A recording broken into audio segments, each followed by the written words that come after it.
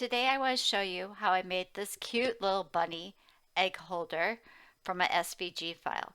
I will drop links in the description so that you can go get this file also.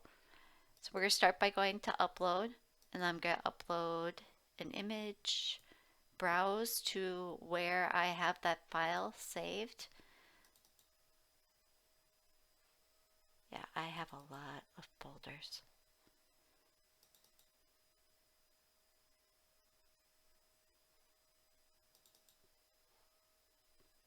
So when you're uploading an SVG file, you want to look and find the one that's a true SVG file. That's going to be the one that it doesn't matter what it says up here before the dot. It's what's after the dot. It's got to say SVG. Okay, so dot SVG file. It will also probably be a Microsoft Edge type document, or it'll be a HTML. It will probably also have this little swirly design. You can see there's a few different versions, but since I'm cutting mine with my Cricut, I'm going to use this one. Here you'll notice that it defaults to save as cut image. It didn't ask me to clean up the image or remove a background, or if I wanted to save it as a cut file or a print then cut file. That's because I'm using a true SVG file and not just an image. If you don't understand the difference, that's okay. Go to shamash.com, search the word SVG, and I can explain it all to you there. Okay, click upload. That's it. This guy is now ready to add to my canvas. So this comes in all grouped together. I can tell that because when I look over here at the layers panel, the group is grayed out. And when I click on one part of this, it all moves around together. So first thing I want to do is ungroup it.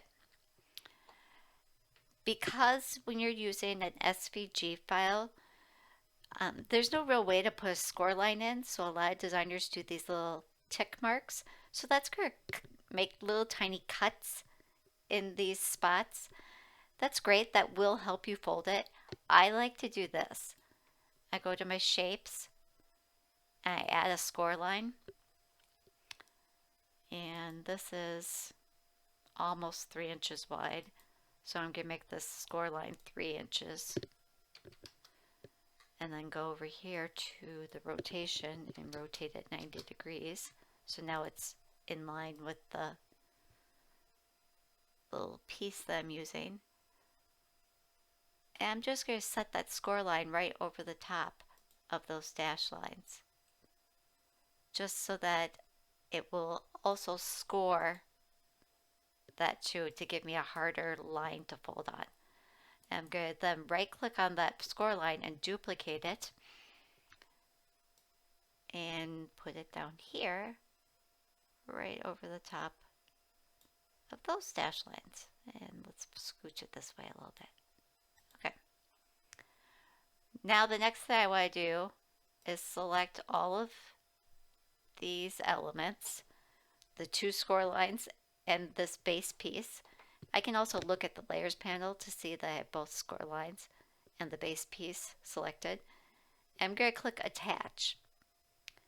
Attach holds the placement and position of things in design space. So now we have told the software this is where you're going to score those lines, and it's going to be a part of this base piece because we attached. Now for this SVG, these came in pink. I personally want them to be gray. I'm going to go over to my color sync here, and I'm going to take the upside down bunny and drag him down to the gray, and the base piece and drag him down to the gray. So now all my colors match. Perfect. I would hit save, because if something crashes, your internet goes out, whatever, you don't want to lose any changes you did.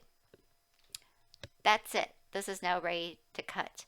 Go pick out 3 pieces of cardstock, gray, pink, and black. Have your scoring stylus or scoring wheel ready, and you can click Make It. This will show you exactly how things are going to line up on your cutting mats. It shows that first it's going to score, and then it will come back and cut. So the Cricut will ask you to make sure you have your scoring stylus or scoring wheel in there, depending on which machine you're using. And it's just going to come and drag that right here. So you're going to see these two random lines on your paper. Then it'll say, okay, time for the blade. You'll come in and cut.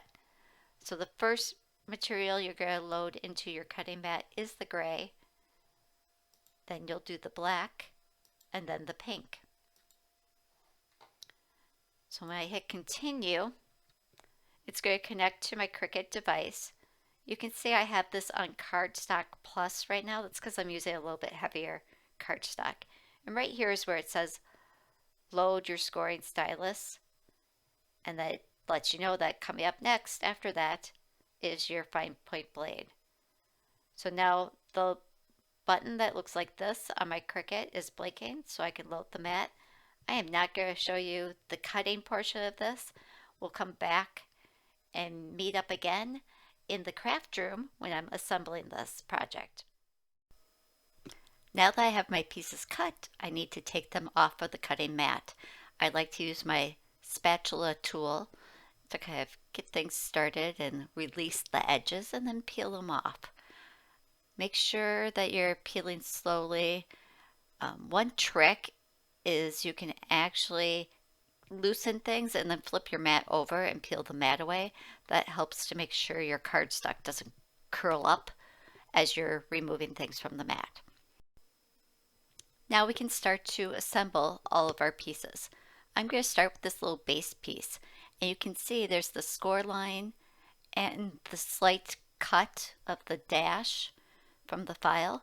So I'm just going to get that started with a soft little fold by folding it over, and then I'm going to come back and use this tool called a bone folder, and that makes the crease nice and hard and crisp. If you don't own a bone folder, you could use a credit card or a gift card. Now this is the little stand that's going to hold the egg. I'm going to set the egg aside and start assembling the little bunny. Before I even apply any glue or adhesive, I like to look at my layers and kind of stack them on top of each other and see how they're going to lay out. With this little bunny, there's holes in the gray layer. So then I can place that over the black, and you'll see those little bits and pieces for his face through the gray. Sometimes this is a lot easier than cutting those little tiny eyes and whiskers all on their own and trying to place them. So see how easy that made the face appear? And now I'm going to do the same thing with the pink. And I like to use a combination of a tape runner that's got double sticky tape, and then I come in and I use a zig glue pen on some of the smaller areas. This allows me to literally write or draw with the glue right in the smaller areas where I need it. And now I can just place this right on top of the pink. You can see the pink comes through for the ears and the feet area. So now it's time to attach all of this to the base. And you can see this bottom edge matches up with that bottom edge. So I'm going to unfold it a little and apply my glue, and then grab the bunny. I'm going to flip it over for this first one and just line up my bottom edges. So it's kind of making like a little table that the egg will sit in. And now we'll do the other one. With this one, make sure that if your image is mirrored, that your ears are going to line up before you stick it down. And then the last thing I'm going to do is take a tape runner and just run it on the ears and kind of attach those so the whole thing stays closed. And now I can grab the egg and just slide it inside there so it pokes out through the opening. Before you go, make sure to like, subscribe, and comment below. I love to hear from you.